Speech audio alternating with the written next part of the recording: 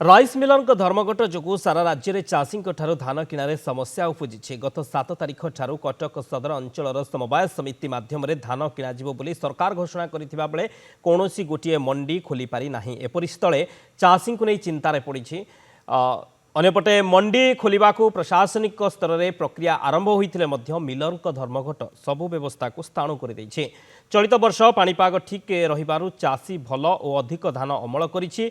तेबे सरकार केते धान किनिबे और कटनी छटनी को नहीं चाषी द्वंद्व रही। सुविधा तो होची लोक पाक टोकन पळै आसी बर्तन मिलर मानकर बर्तन टैग हवा को नहीं बर्तन को मिलर उठिबो कौन करिवो ता भितर मिलर मानकर बर्तन जो चलची धारणा कि जो आमर आंदोलन चलची जहाँ फल कि किसी निजास न बाहर बर्तन चाषी बर्तन द्वंद्व रोचे ये धानटा उठिबो कि नहीं।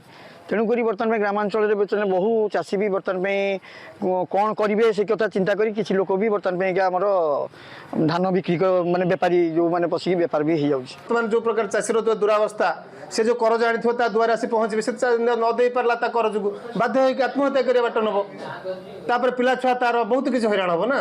तेणु बाध्य होकर कौन बाहर दलाल बेपारी की बिक्री करने को 1500-1700 टंकार बाध्य ही हम आ कौन ता स्वार्थ बंचला सरकार आ कौन ता प्रति सहयोग हाथ रखिले ये डिमांड आम कर चाषी 12 तारिख सरकार 12 तारिख मिलर मानकर दाबी की मानि नहीं 12 तारिख मंडी आरंभ करूँ। तो 12 तारिख आमर मंडी न चले ताले बहुत प्रकार असुविधा समिति की हम असुविधा मान हो सपोज गोटे गोटे डेट्रे आसूँ आमर टुकट बहुत लोकंर आमको से तार अवधि होची मासे आम मासक भितर तो 50 जन लोकंर गोटे बारे नहीं पारे गोटे बार सरकार नियम अनुसार 800 क्विंटाल नहीं पारू मिनिमम आमको तापाई जदि भी सुरुखुरे चाषी देवे तापाई आमको मिनिमम 2टा बारी नदेले आम क्लीयर करूँ ना।